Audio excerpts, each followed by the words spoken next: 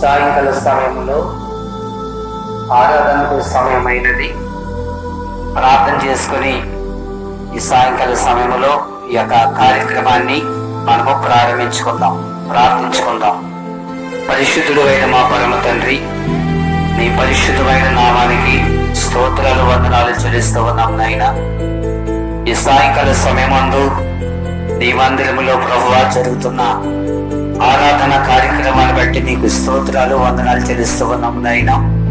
ఈ దినమందు ప్రభువా పాటల్లోనూ వర్తమానములో మీరు తోడయండి, నడిపించండి ప్రభువా.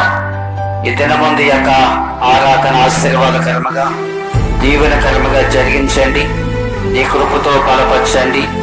ఇదిగో మరి కుమారు విశ్వాసులు అందరినీ కూడా మీరు బలపరిచి ఆశీర్వదించినైనా, వారి యొక్క గృహాలలో ఉండినైనా, ఆరాధనలో పాలు పొందుతూ ఉండగానైనా ఈ సన్నిధి ప్రతి బిడ్డ పైన ఉంచి నడిపించి మహిమ పొందండి. యేసయ్య నామమున ప్రార్థించుకుని వేడుకొంచిన మా పరమ తండ్రి, ఆమేన్. ఈ సమయమందు మరి ఒక పాటను మనము పాడుకున్న తరువాత దైవజనులు నాన్నగారి దేవుని యొక్క వాక్యాన్ని అందిస్తారు. ఈ సమయమందు ఒక పాటను మనమందరము కలిసి ఈ పాటను పాడుతూ ఉండగా ప్రభు సన్నిధిలో మనము ఆరాధించాలి. యేసు రక్తము రక్తము రక్తము అమూల్యమైన రక్తము, నిష్కళంకమైన రక్తము. యేసు రక్తము రక్తము రక్తము, యేసు రక్తము రక్తము రక్తము. హల్లెలూయా. ప్రార్థన చేసుకుందాం. మరి కుమారు దేవుని సన్నిధిలో ఇంతవరకు కూడా మరి పాటను పాడి ప్రభు యొక్క నామాన్ని మహింపరిచి ఉన్నాం. ఈ సమయమందు దేవుని యొక్క సేవకులు లేచి నిలబడి దేవుని యొక్క వాక్యాన్ని అందిస్తూ ఉండగా కావలసిన వాక్యాన్ని పరిశుద్ధాత్మ దేవుడు ఈ సాయంకాల సమయంలో ఆరాధనలో పరిశుద్ధాత్మ దేవుడు మనతో మాట్లాడి నడిపించలాగున ప్రార్థన చేసుకుందాం. అందరూ కూడా గృహాలలో ఉన్నటువంటి బిడ్డలు, మీరు గదుల్లోనూ ఉన్నా, వరండాల్లో ఉన్నా, అప్పటికీ కూడా దేవుని సన్నిధిలో ప్రార్థన పూర్వకంగా ఉండి దేవుని యొక్క వాక్యాన్ని మనం విందాము. దానికి ముందు మనం ప్రార్థన చేసుకుందాం. మా పరమ తండ్రి, నీ పాద సన్నిధిలో స్తోత్రాలు చెల్లిస్తూ ఉన్నాం నాయన. ఈ సాయంకాల సమయంలో ప్రభువా ఈ యొక్క ఆరాధనలో ఎంతవరకు పాటలను పాడి ప్రభువా మీరు మమ్మలను నడిపించినందుకే నీకు స్తోత్రాలు చెల్లిస్తూ ఉన్నాం. ఈ సమయం ముందు నీ సేవకులు మరి లేచి నిలబడి వాక్యాన్ని అందిస్తూ ఉండగా నాయన, కావలసిన వాక్యాన్ని మీరు మాకు దయచేసి నడిపించండి. వాక్యానుసారముగా మమ్మల్ందరినీ కూడా నడిపించండి. నీ సన్నిధి మా అందరి పైన వచ్చండి, నడిపించండి, మహిమ పొందండి. యేసు నామమున ప్రార్థించుకుని వేడుకొంచున్న మా పరమ తండ్రి, ఆమేన్. ప్రభువునందు దేవుని యొక్క బిడ్డలారా, ప్రభు అయిన యేసు క్రీస్తు నామమున మీ అందరికీ కూడా వందనాలు చెల్లిస్తూ ఉన్నాం. ఈ సాయంకాల సమయములో ఈ యొక్క ఆరాధనలో ఎంతవరకు పాటలను పాడి ప్రభు యొక్క నామాన్ని మహింపరిచి ఉన్నాం. మీరందరూ కూడా గృహాలలో మరి ఉండి దేవుని యొక్క వాక్యాన్ని మీరందరూ కూడా వినడానికి, వాక్యానుసారముగా నడవడానికి, మీరు ఎక్కడ ఉన్నప్పటికీ కూడా, గదుల్లోనూ ఉన్నా, మంచాల మీద ఉన్నా, వరండాలో ఉన్నప్పటికీ కూడా దేవుని యొక్క మాటలను విని వాక్యానుసారంగా నడిచి దేవుని యొక్క ఆశీర్వాదాలు పొందుకుందాం. ఈ సమయం ముందు మరి నాన్నగారి దేవుని యొక్క వాక్యాన్ని 10 నిమిషాలు మరి మనకు అందిస్తారు. మరి దేవుని యొక్క సన్నిధిలో ప్రార్థన పూర్వకంగా మనం ఉండి వాక్యానుసారముగా నడిచి దేవుని యొక్క ఆశీర్వాదాలు పొందుకుందాం. ఆశ్రయ ప్రార్థన చేసి ఈ కార్యక్రమాన్ని మరి దైవజనులు ముగిస్తారు కనుక మనం అందరం కూడా ప్రార్థనా సిద్ధపాటుతో కలిగి దేవుని యొక్క వాక్యాన్ని విని దేవుని యొక్క ఆశీర్వాదాలు పొందుకుందాం. ఆమేన్. ప్రభు యొక్క పునరుత్థానపు రోజైన ఈ ఆదివారము సాయంకాల సమయం ముందు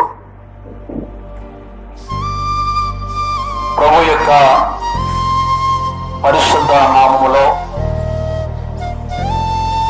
ఈ చక్కటి అవకాశాన్ని ప్రభు మనకి అనుగ్రహించారు. ఆయా ప్రాంతంలో గృహాల్లో ఉండి, గదుల్లో ఉండి, వరండా మీద ఉండి మరి దేవుని యొక్క మాటలో వినటానికి ఆసక్తి కలిగి ఉన్న పురుషులకు, స్త్రీలకు, యువకులకు, యువతలకు, ప్రతి ఒక్కరికి ప్రభు అయిన యేసుక్రీస్తు నామములో మీ అందరికీ ఈ సాయంకాల సమయం ముందు నా యొక్క హృదయపూర్వక వందనాలు తెలియపరుస్తున్నాను. ఇంతవరకు చక్కటి పాట దేవుని బిడ్డ పాడి ఉండగా మనము విని సంతోషించే అవకాశాన్ని ప్రభు మనందరికీ దయచేస్తున్నారు. భయంకరమైన దినాల్లో మనం జీవిస్తున్నాం.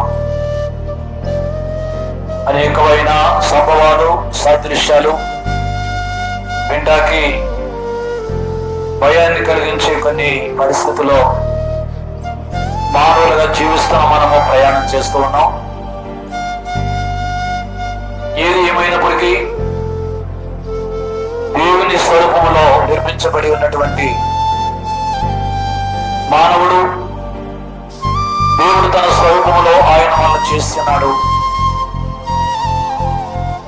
దేవుని యొక్క చేతి పని సర్వ సృష్టిలో, ప్రకృతిలో 80 లక్షల జీవరాశుల్లో ఆత్మ కలిగి, జ్ఞానం కలిగి జీవిస్తున్న మనుషులమైన మనం చాలా ధన్యులము. దేవుడు మనకి చేసిన కొన్ని సందర్భాలు బట్టి ప్రభు యొక్క నామాన్ని ఆరాధన చేయాలి. ఆదినరుడైన ఆదాము దేవుని స్వరూపంలో నిర్మించబడి ఉన్నాడు. మానవుడికి ఆయన ఇచ్చింది దేవుని స్వరూపం. ఆది కాలం నుంచి మనిషిని దేవుడు ప్రేమిస్తా, ఆశీర్వదిస్తా, మనిషిని జ్ఞాపకం చేసుకుంటూ వచ్చాడు. ఆత్మదిక్రమం బట్టి మానవుడు ఆది కాలంలో పాటుగా ఒక తప్పుకి మనుషుడు గురైపోయి దేవుడిచ్చినటువంటి అనేక ఆశీర్వాదాలు పోగొట్టుకుని ఈ రోజున మానవుడు కొన్ని సందర్భాల్లో చాలా బలహీనుడిగా, వ్యాధిగ్రస్తుడిగా, శాంతి సమాధానం లేని వ్యక్తిగా కనబడుతున్నాడు. ఆ రోజుల్లో దేవుడు తన యొక్క కృపను బట్టి ఆదాముడు ద్వారా చేయబడినటువంటి, అప్పుడు చేయబడిన మానవుడు ఈ రోజున ఐగుప్తు దేశంలో ఆ రోజుల్లో ఇశ్రాయేలులకు వచ్చే ముందు నీతిమంతుడు, భక్తులైనటువంటి యోసేపును దేవుడు ఆశీర్వదించి ఆయన్ని గొప్పవాడుగా, అధికారం కలిగిన వ్యక్తిగా చేసిన తర్వాత ఆ రోజుల్లో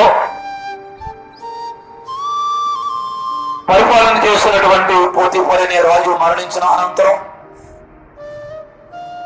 యాకోబు ద్వారా ఎన్నిక చేయబడినటువంటి దేవుని ప్రజలు 6 లక్షల నుంచి 35 లక్షల జనాభా వరకు వారు పెరిగి ఐగుప్తు దేశ పరిసర ప్రాంతములంతా వారు వ్యాప్తి చెందినట్లు దేవుని వాక్యం చెబుతోంది. అదే దేశంలో జీవించి ఉన్నటువంటి ఫరో యొక్క చేతి ప్రజలంతా నాశనమై ఉండగా దేవుడు ఎన్నుకున్న ఇశ్రాయేలు జనాంగమును ఆయన ఆశీర్వదించినట్లు దేవుని వాక్యం చెబుతూ ఉంది. అయితే విచారకరమైన సంగతి ఏంటంటే 30 లక్షల జనాభా కలిగినటువంటి దేవుని ప్రజలు వారు అంతమందిలో చరి జీవితాన్ని వారు పొందుకోలేకపోయారు. కారణం ఏంటి అని మనం చూసినట్లయితే వారు దేవుడు చెప్పినటువంటి మార్గంలో, ఆయన నడవమని చెప్పినటువంటి బాటలో వారు సక్రంగా నడవని కారణాన్ని బట్టి వారు జయ జీవితాన్ని పొందుకోలేకపోయారు. ఎందుచేత వారు జయ జీవితాన్ని పొందుకోలేకపోయారు? దేవుని ప్రజలు ఐగుప్తు బానిసత్వంలో దగ్గర 430 సంవత్సరాలు వారు దాసత్వంలో ఉన్న తర్వాత ఆ రోజుల్లో నాయకుడైన మోషేను దేవుడు ఎన్నుకుని, మోషేను దేవుడు భూలోకంలో పుట్టించి మోషే యొక్క నాయకత్వంలో వారిని కానాను దేశానికి దేవుడు తీసుకొచ్చాడు. అయితే దేవుడు వాగ్దానం చేసిన కానాను దేశంలోనికి ఇద్దరు ఆ కానాను దేశాన్ని చూడగలిగారు. మిగిలిన వారందరూ కూడా కొన్ని సందర్భాలు బట్టి వారు విభచారాన్ని బట్టి, విగ్రహాలను బట్టి, రకరకాల పాపాలు బట్టి వారు పతనమైనట్లు దేవుని వాక్యం మనకి తెలియజేస్తుంది.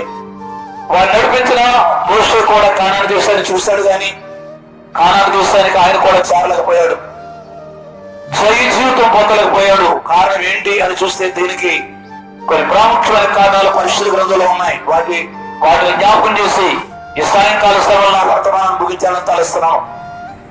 మనం బైబిల్లో చూసినట్లయితే మొట్టమొదటి వారు చెడ్డ వాటిని ఆశించారు, రెండవది విగ్రహాలపై దేవులు వదిలిపెట్టేశారు, మూడవది వ్యభిచారులు అయిపోయారు, నాలుగవది దేవుని శోధించారు, ఐదవది దేవుని పైన సణిగారు.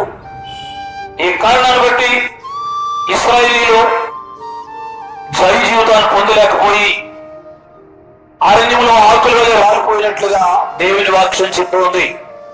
ఇందులో కొన్ని మాటలు మీకు నేను వివరించి నా వర్తమానం ముగిస్తాను. ముందుగా చూస్తుంటే వారు దేవునిని కనపరచలేకపోయారు. మానవుడు తనకు తానే కనపరచుకోకూడదు. మానవుడికి కలిగినటువంటి జ్ఞానాన్ని బట్టి, విద్యను బట్టి, పలుకుబడిని బట్టి, భూములు బట్టి, వాళ్ళు కలిగినటువంటి ఏర్పాట్లు బట్టి ఈరోజు మానవుడు దేవునిని కనపరచడం లేదు. తనకు తానే కనపరుచుకుంటున్నాడు. నేనే గొప్పవాడిని చెప్పుకుంటున్నాను, నన్ను మించిన వాడు లేడు అనుకుంటున్నాడు. అయితే కుమారుడు తండ్రిని కనపరచాలి, విద్య నేర్పించిన గురువుని విద్యార్థి కనపరచాలి. ఎక్కడ వైద్యుడు నేర్చుకున్నాడో వైద్యుడు నేర్చుకున్న వ్యక్తి వైద్యాన్ని నేర్పించిన ఆ మెడికల్ కాలేజీలో అధికారులుగా ఉన్న వారందరికీ లోబడి గౌరవించి వారిని కనపరచాలి. అలా చేయకపోతే అది కృతజ్ఞత కాదు అని దేవుని వాక్యం చెప్తూ ఉంది. దేవుని పరిశుద్ధ గ్రంథంలో ఒక వాక్యాన్ని నేను చదువుతున్నాను. సమూయేలు మొదటి గ్రంథం 26, 24లో ఉన్నటువంటి ఒక వాక్యాన్ని చదువుతున్నాను. మొదటి సమూయేలు గ్రంథం 26వ అధ్యాయం 24వ వచనాన్ని దేవుని యొక్క వాక్యములో చదువుతున్నాను.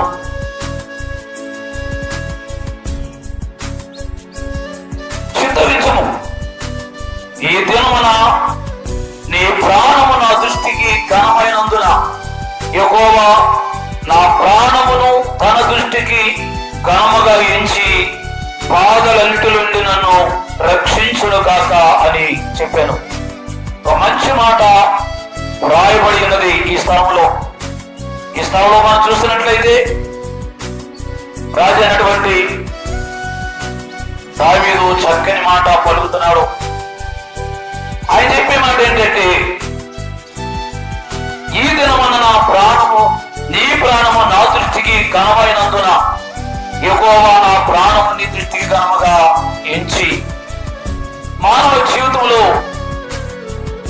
మానవుడికి దేవుడు ఇచ్చినటువంటి జ్ఞానాన్ని బట్టి దేవుని కనపరచాలి, విద్యను బట్టి దేవుడు కనపరచాలి, ఆరోగ్యాన్ని బట్టి దేవుడు కనపరచాలి, అతనికి ఉన్నటువంటి పలుకుబడిని బట్టి దేవుడు కనపరచాలి. కుమారుడు తల్లిదండ్రుల్ని కనపరచాలి, ఎందుకంటే వాళ్ళు జన్మనిచ్చిన వాళ్ళు కాబట్టి, పెద్దోళ్ళుగా చేస్తున్నాడు కాబట్టి. అయితే తల్లిదండ్రులు కనపరిచేదానికి ముందు ప్రతి కుమారుడు ప్రతి కుమార్తె నీ తల్లిని నీ తండ్రిని నీకు ఇచ్చినటువంటి నీ కుటుంబాన్ని ఆయన ఇచ్చినటువంటి దేవుని యొక్క నామాన్ని కనపరచాలని దేవుని వాక్యం చెప్తుంది. ఎందుకంటే మనలో ఉన్న ఆత్మ దేవుడిది, నీలో ప్రవహిస్తున్న రక్తము దేవుడిది. నువ్వు నడుస్తున్నావంటే నీ కాలికి బలం శక్తినిచ్చింది దేవుడు. నువ్వు నడుస్తున్నావంటే ఆ బలం ఇచ్చింది దేవుడని దేవుని వాక్యం చెప్తూ ఉంది. అందుచేత మానవుడు ఎవరికి వారే కనపరుచుకోవడం కాదు, నీ పేరేదో పేపర్లో వేసేసి నేను అంత గొప్పవాడిని సాధించుకోవడం కాదు, నిన్ను తల్లి గర్భంలో పిండోత్పత్తిగా ఏర్పాటు చేసి లోకాలు తీసుకొచ్చినటువంటి సృష్టికర్త అయిన దేవుణ్ణి కనపరచాలి. ఎందుకంటే ఆయన్ని బట్టి మనం జీవిస్తున్నాం.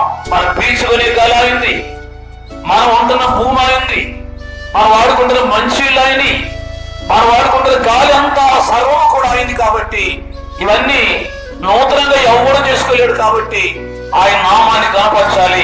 నిత్యము దేవుని బిడ్డలు దేవుని కనపరచాలి. నేనేమై ఉన్నాను అది దేవుని కృప అంటాడు భక్తులైనటువంటి అపొస్తలుడైన పౌలు గారు. అందుచేత ఇవన్నీ దేవుడు మనకిచ్చాడు. కాబట్టి అన్నిటికంటే ముఖ్యముగా మానవుడు దేవుని కనపరచాలి. ఈ రోజున చాలా మంది దేవుని కనపరిచే వాళ్ళు లేరు. వాళ్ళ గొప్ప వాళ్ళకి నేను అంతలోని ఇంతలోని నన్ను మించినోడు లేడు, ఎంత సంపాదించాను, ఎంత విద్య నాకు ఉంది, ఇన్ని ఎకరాలు కొన్నాను, ఏంటంటో మానవుడు అతనే కనపరుచుకున్నాడు. కాబట్టి కొద్ది రోజులకి మానవుడు చితికిపోతున్నాడు. మానవుడికి ఆస్తి ఉన్న అంతస్తు ఉన్న గ్యారెంటీ కాదు. అది కొంతకాలం ఉంటుంది, కొంతకాలానికి అది ఆఖరైపోతుంది. అందుకు మనము దేవుని నామాన్ని కనపరచాలంటాడు అపొస్తలుడైనటువంటి పౌలు గారు కూడా. రెండవ మాట, దేవుని వాక్యాన్ని కనపరచాలి. దేవుని బిడ్డలారా, మొట్టమొదటిగా దేవుని కనపరచాలని విన్నాము. రెండవది దేవుని వాక్యాన్ని కనపరచాలి. ప్రపంచములు దేవుని వాక్యం ద్వారా చేయబడ్డాయి. ఆకాశము, భూమి, సూర్యుడు, చంద్రుడు, నక్షత్రాలు, సముద్రాలు, పర్వతాలు, కొండలు, మనం చూస్తున్న ప్రతి ఒక్కరి కూడా దేవుని వాక్యం ద్వారా లేక దేవుని మాట ద్వారా చేయబడుతున్నట్లుగా దేవుని వాక్యం మనకు చెప్తూ ఉంది. అందుకు వాక్యం ఏంటంటే దేవుని యొక్క మాట.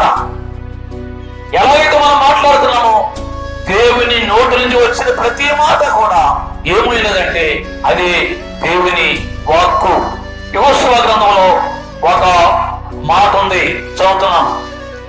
ఈ ధర్మశాస్త్ర గ్రంథం నీవు బోధింప తప్పిపోకూడదు, దానిలో వ్రాయబడిన వాటన్నిటి ప్రకారము చేయుటకు నీవు జాగ్రత్తపడినట్లు దివారాత్రము దాన్ని ధ్యానించిన ఎడల నీ మార్గమును వర్ధిల్లు చేసుకుని చక్కగా ప్రవర్తించదు.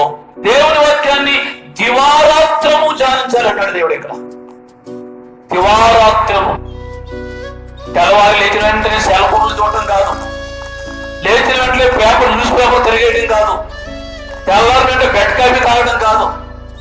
కొంతమంది తెల్లారిపోయిన వెంటనే బ్రాంతి, విస్కీ తాగుతారు. అప్పుడు కానీ వాళ్ళకి ప్రాణం కుదురుండదు. జాగ్రత్త, నీ ప్రాణం తీస్తుంది, నిన్ను చంపుతుంది. ఎప్పుడు నీ ప్రాణం తీస్తాదో నీకు తెలియదు. నువ్వు తెల్లవారు లేచిన వెంటనే దేవుని వాక్యాన్ని కనపరచాలి. అంటే వాక్యాన్ని కనపరిస్తే మనం దేవుడిని కనపరిచినట్టే లెక్క. అదే మొదటి కీర్తనలో ఆయన రాజు అయిన దావీదు మహారాజు చక్కని మాట మాట్లాడుతున్నాడు. అదేంటంటే, యెహోవా ధర్మశాస్త్రమునందు ఆనందించుచు దివారాత్రము దాన్ని ధ్యానించేవాడు ధన్యుడు. యెహోవా ధర్మశాస్త్రాన్ని ధ్యానిస్తూ దివారాత్రము ధ్యానించేవాడు ధన్యుడు అని చెప్తున్నాడు దేవుడు. దేవుని వాక్యము ధ్యానించడం నీకు జ్ఞానం, దేవుని వాక్యాన్ని ధ్యానించడం నీకు బలం, దేవుని వాక్యాన్ని చదవడం నీకు ఆరోగ్యం, దేవుని వాక్యం చదవడం నీకు నెమ్మది, నీకు నెమ్మది, నీ కుటుంబానికి నెమ్మది, నువ్వు ఎవరిస్తువేది నీ తల్లిదండ్రులు నెమ్మది, నువ్వు పెద్దోడు నీ పిల్లలకు నెమ్మది. దేవుని వాక్యములో బలం ఉన్నది, శక్తి ఉన్నది. ఒకళ్ళొకరు కనపరచుకోవడం కాదు, అన్నయ్య తమ్ముడు అన్నయ్య కనపరచుకోవడం కాదు, తల్లిదండ్రులు పిల్లలు కనపరచుకోవడం కాదు, మంచిదే. కానీ దానికంటే మానవుడు దేని కనపరచాలంటే దేవుని వాక్యాన్ని కనపరచాలి. ఇంకా మనం చూస్తే యోబు గ్రంథంలో ఒక మాట ఉంది, అది కూడా నేను చదువుతున్నాను, దయచేసి నేను చెప్పి మాటలు వినండి. యోబు గ్రంథం 22వ అధ్యాయంలో ఒక మాట ఉంది, 22వ వచనాన్ని చదువుదాం.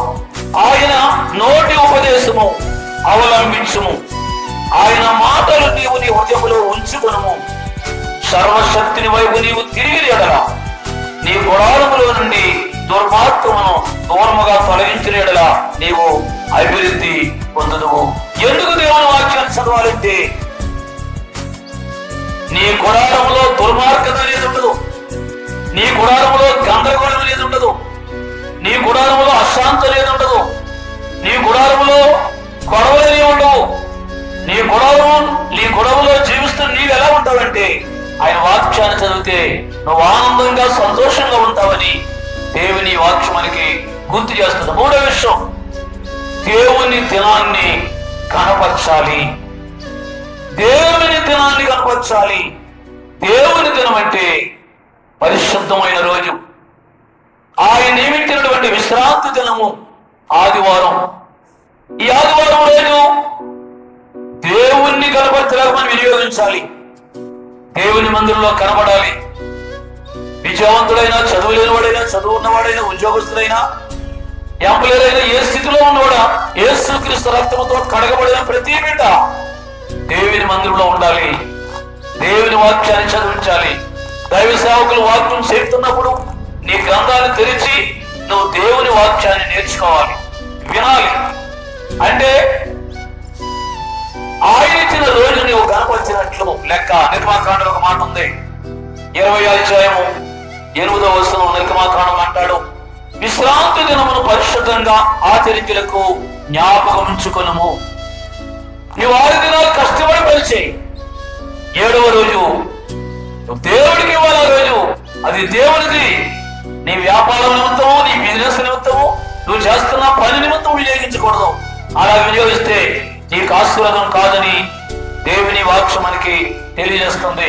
ఆదివారం ఒక రోజు దైవజనుడైన పౌలు గారు దేవుని వాక్యాన్ని బోధిస్తున్నాడు ఆయన మందిరంలో. అందరూ వాక్యం వింటున్నారు.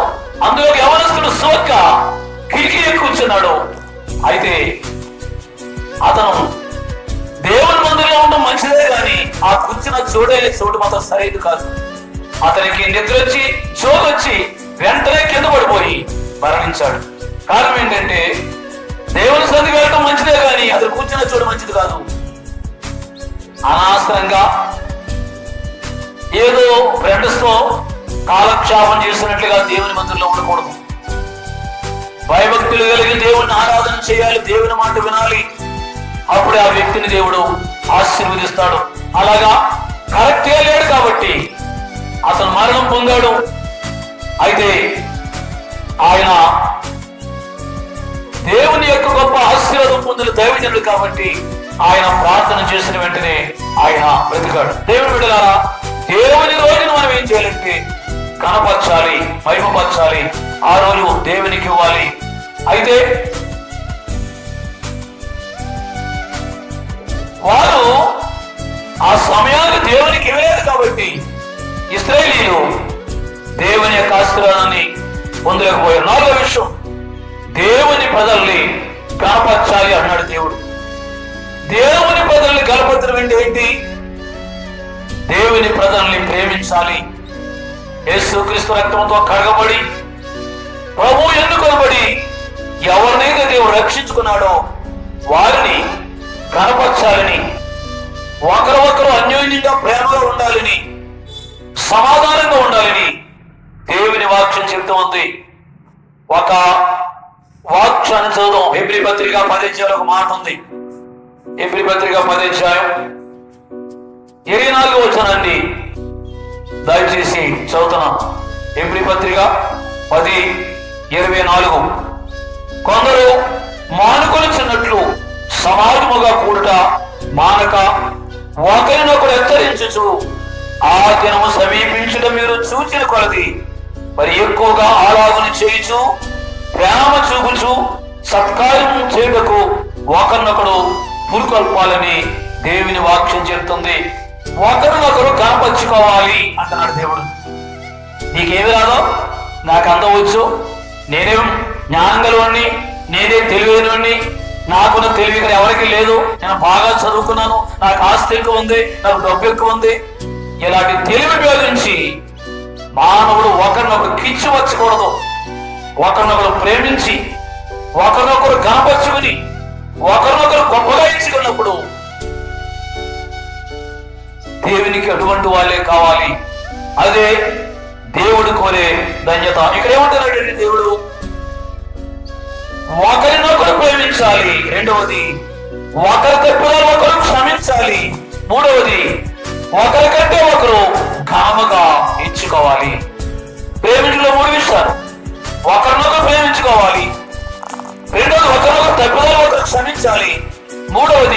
ఒకరికంటే ఒకరు కనపరుచుకోవాలి. ఇది దేవుడు కోరేది. దేవుడి ప్రజలు కనపరచడం అంటే ఏంటంటే ఇదే. మనకి జ్ఞానం ఉండొచ్చు, తెలివి ఉండొచ్చు, మాటకారం అయి ఉండొచ్చు,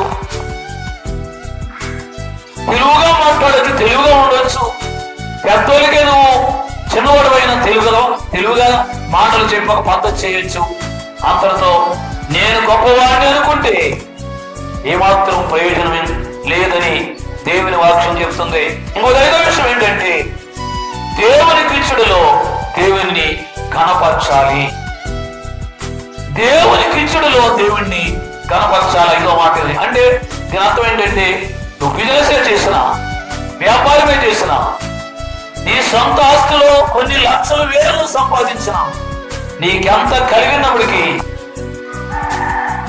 అది నీకు దేవుడు ఇచ్చాడు కాబట్టి 100 ఇవ్వచ్చు, 1000 ఇవ్వచ్చు, లక్షలే రావచ్చు, లేదా కొద్దిగా నీకు రావచ్చు. ఆ రాబడిలో దేవునికి ఇచ్చే భాగాన్ని దేవునికి ఇవ్వడం అనేది అది ఆశీర్వాదకరం. అందుచేత దేవునికి ఇవ్వాల్సినటువంటిది ఇది నాకు ఇచ్చాడు దేవుడు, ఇది నాది అని అనుకోకుండా కొంత భాగమును దేవునికి ఎప్పుడైతే ఇస్తావో దాన్ని బట్టి దేవుడు ఆశీర్వదిస్తాడని దేవుని వాక్యం చెబుతుంది. ఎలాగంటే విశ్వాసులు అభివృద్ధి పొందిన కొలది దేవునికి ఇచ్చారంట. అభివృద్ధి పొందిన కొలది అంటే మొట్టమొదటి 100 ఇవ్వచ్చు, రెండో భాగం 1000 ఇవ్వచ్చు, మూడో భాగం లక్షలు ఇవ్వచ్చు, నాలుగో భాగం కోట్లు ఇవ్వచ్చు దేవుడు నీకు. అయితే ఇది నాదే అని కూడా వీల్లేదు. నీ దగ్గరలో ఉన్న దేవుని మందిరానికి కానీ దైవ సేవకులకు కానీ 10వ భాగం నువ్వు దేవునికి ఇస్తే నీకు లోటు లేకుండా అనేకమైన ఆశీర్వాదాలు దేవుడు ఇస్తాడని దేవుని యొక్క వాక్యం మనకి తెలియపరుస్తోంది. చాలా మంది తెలుసు, అమెరికా దేశంలో పేరుగాంచిన ఒక భక్తుడు, ఆయన పేరు చార్లెస్ కాల్విన్. ఆయన దేవునికి ఇచ్చే విషయంలో రూపాయల నుంచి, 2 రూపాయల నుంచి, 10 రూపాయల నుంచి, 100 రూపాయలు, ఈ విధంగా అతనికి లక్షలు, కోట్లు, కోటేశ్వరుడు అయిపోయిన సమయంలో కూడా దేవుడికి ఆయన దేవుడికి ఇస్తూ వచ్చాడు. అయితే ఆయన కొంచెం నుంచి 10 వంతులు తీసే 20 వంతులు తీస్తాడు, 30 వంతులు తీస్తాడు, 80 వంతులు తీస్తాడు. దేవునికి 90 వంతులు తీసే అవకాశం కూడా కాల్గేట్కి ఇచ్చాడు. అందుకే కాల్గేట్ అనే కంపెనీకి చాలా పేరు. టువెల్ కానీ, ప్లేస్ట్ మరి టూత్ బ్రష్ కానీ, మనం వాడే పేస్ట్ కానీ, ఇంకా మనం వాడుతున్నటువంటి దువ్వులు కానీ, చెంబులు కానీ, ఈ విధంగా స్టీల్ సామాన్లు కానీ, ఇటువంటి అన్ని కూడా ఆయన పక్కా క్రిస్టియన్ గా పేరుగాంచిన ఒక మంచి పేరుగాంచిన భక్తులు కాల్గేట్ గారు. ఈ రోజు పూలాకులో లేడు, ఆయన మరణించాడు. కానీ ఆయన కంపెనీ మూయబడలేదు, ఆయన కంపెనీ ఆగలేదు, ఆయన కంపెనీ ఇప్పటికీ కొనసాగి నడుస్తూ ఉంది. కోల్గేట్ అనే పేరు కలిగిన సాల్తీ తేలికని చాలా ఖరీదు. ఎందుకంటే ఇదంతా దేవుడే నాకు ఇచ్చాడు, ఈ జ్ఞానం ఇచ్చాడు, ఈ తెలివి ఇచ్చాడు, ఈ ఆరోగ్యం ఇచ్చాడు, ఇదంతా ఈ కంపెనీ దేవునిది అని దేవుని మీద ఆధారపడ్డాడు. కాబట్టి దేవుడు కాల్గేట్ని ఈ రోజున ఆశీర్వదించాడు. దేవుని బిడ్డలారా, 5 విషయాలు ఈ వార్తలు నేను జ్ఞాపకం చేశాను. 5 విషయాలు మనం నేర్పే పద్ధతి ఏంటంటే, ఈ లోకంలో ఆ రోజుల్లో ఎందుచేత దేవుని ప్రజలు కానాను దేశానికి వెళ్ళలేకపోయారంటే, మొట్టమొదటిగా వారు దేవుని కనపరచలేదు, దేవతలు పెట్టుకున్నారు, వారు సొంత తెలివి వినియోగించుకున్నారు, సొంత జ్ఞానం వినియోగించుకున్నారు. దేవుడు చెప్పినట్టు దేవుని మాట వెళ్ళలేదు, ఆయన సన్నిధికి రాలేదు, ఆయన అనుసరించలేదు, కాబట్టి కనపరచలేదు. కాబట్టి వాళ్ళు జయగీతం పొందుకోలేకపోయారు. రెండవది, దేవుని వాక్యానికి లోబడలేదు, భయపడలేదు, వాక్యాన్ని చదవలేదు, ఆచరించలేదు. కాబట్టి వారు జయజీతం పొందుకోలేకపోయారు. మూడవది, దేవుని పరిశుద్ధ దినాన్ని కనపరచలేదు. దేవుని రోజు సొంతంగా వినియోగించుకుని వ్యాపారాలకు, ఉద్యోగస్తులు వినియోగించుకున్నారు. కాబట్టి వాళ్ళు దేవుని యొక్క ఆశీర్వాదాన్ని పొందుకోలేకపోయారు. నాలుగవది, దేవుని ప్రజలు కూడా కనపరచలేదు. వారు ఒకరొకరు ఐక్యత కలిగి, ప్రేమ కలిగి, సమాధానం కలిగి వారు లేరు. ఒకరి మీద ఒకరు చదువుకుంటూ, హత్య చేస్తూ, కూలీ చేస్తూ, ఒకరొకరు కీడు చేసుకుంటూ వాళ్ళు దేవుని భయం లేకుండా జీవించారు. కాబట్టి వారు అభివృద్ధిలోకి పొందలేకపోయారు. దేవునికి ఇవ్వడంలో కూడా దేవుడిని కనపరచలేదు. కాబట్టి వారు కొన్నదంతా పోగొట్టుకుని ఆశీర్వాదాలు పోగొట్టుకున్నారు.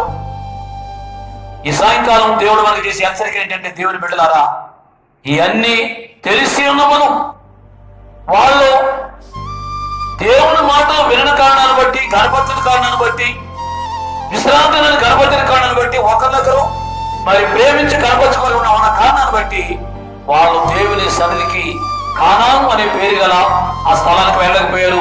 ఆ కానాను చేసిన ఈ రోజున దేవుని పరలోకానికి సాదృశ్యంగా ఉంది. నువ్వు క్రైస్తవ పేరు పెట్టుకుని ఉండొచ్చు, అందరికంటే ముందు ఎప్పుడో బాప్తిజం పొంది ఉండొచ్చు, నీ పేరు క్రైస్తవ పేరు అయి ఉండొచ్చు, నీ తల్లి, నీ తండ్రి, నీ తాత ముత్తాతలు క్రైస్తవులు అయి ఉండొచ్చు, నీ ఇంట్లో అందరూ ప్రభువులో జీవిస్తూ ఉండవచ్చు. పేరుకు మాత్రం క్రైస్తవులుగా జీవిస్తే ప్రయోజనం లేదు. కుమారులైనా కుమార్తెలైనా, తల్లి అయినా తండ్రి అయినా ఆయన్ని కనపరిచి, ఆయన కనపరిచి, ఆయన ఆరాధన చేసి, ఆయన స్తుతించి, ఆయనకు మాత్రమే కనపడి ఆయన మార్గంలో జీవించినప్పుడు అన్ని విషయాల్లో మనం గొప్ప దీవెన పొందుకొని ప్రభువులో జీవిస్తాం. ఆ విధంగా ఈ భయంకర దినాల్లో ఈ రోజున మరి కరోనా అనే పేరు కలిగిన ఒక వైరస్ ప్రపంచం అంతా తిరుగుతూ అనేక లక్షలాది ప్రజలు మరణించారు. ఇంకా చాలా మంది దానిలో బాధపడుతున్నారు. ఇది చైనా దేశంలో పుట్టిన, ప్రయోగంలో తయారై వచ్చిన, ఒక రకంగా చెప్పాలంటే ఇది దేవుని యొక్క ఉగ్రత, ఇది దేవుని ఉగ్రత. ఇవి మరి చేసే ప్రయత్నాలతో పాటు ఎవరైతే దేవుని ఎత్తుకు వస్తారో వాళ్ళు తప్పు ఒప్పుకుంటారో, పాపాన్ని విడిచిపెడతారో, నేను తెలియకి పొరపాటు చేస్తానని క్షమించి దేవుడా మా దేశం మీద వచ్చి వైరస్ తొలగించు, COVID-19 అనే పేరు గల కరోనా అనే వ్యాధిని తొలగించు, యేసయ్య మమ్మల్ని బలపరచు అని ఎవరైతే పశ్చాత్తాపం నుండి కన్నీళ్లు కాచి ప్రార్థన చేస్తారో దేవుడు వారిని ఆశీర్వదిస్తాడు.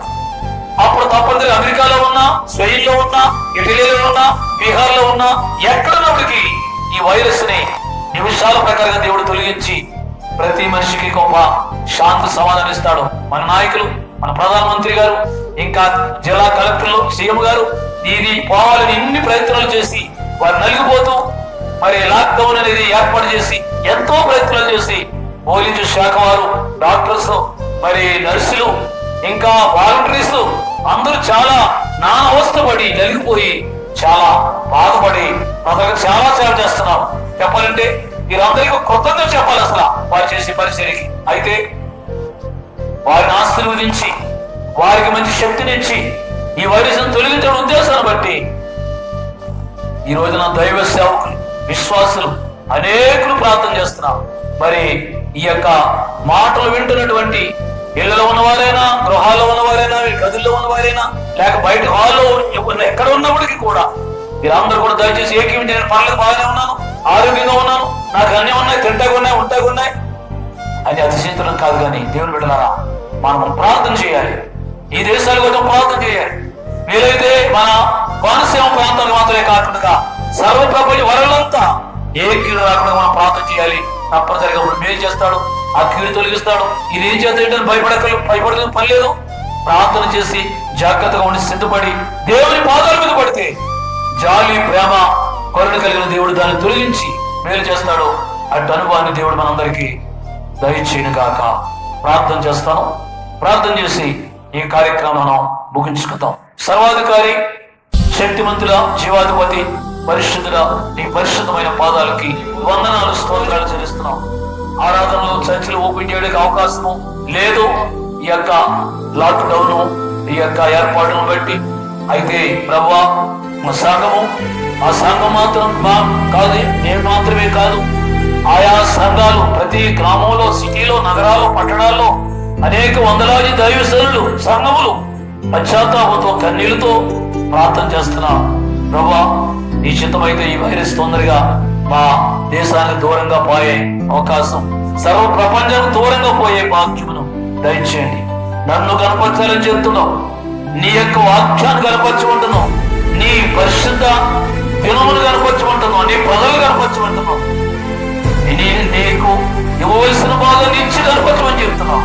అలాగే మేము కనపరిచి నేను స్తుతించి మా తండ్రి సర్వ ప్రపంచంలో ప్రతి పట్టణంలో, నగరంలో, గ్రామంలో ప్రతి ఒక్కరూ నీకు లోబడి, నీకు తల వంచి నిన్ను స్తుతించి ప్రార్థించి నీకు మాత్రము లోబడి, నీకు మాత్రం భయపడి, నీలో భయభక్తులుగా జీవించి, నీకు చేతులెత్తి నమస్కారం చేసి నీ పాదాల మీద పడి పశ్చాత్తాపంతో కన్నీటితో ప్రార్థించి నీ ద్వారా గొప్ప మేలు దీవెన పొందే భాగ్యమును దయచేయండి. ఇదిగో తండ్రి, ఈ రోజు ఈ యూట్యూబ్కి ఏర్పాటు చేస్తున్న మా సంఘ బిడ్డ రమేష్ను బట్టి, ఆయన కుటుంబాన్ని బట్టి, తల్లిదండ్రులను బట్టి నీకు స్తోత్రాలు.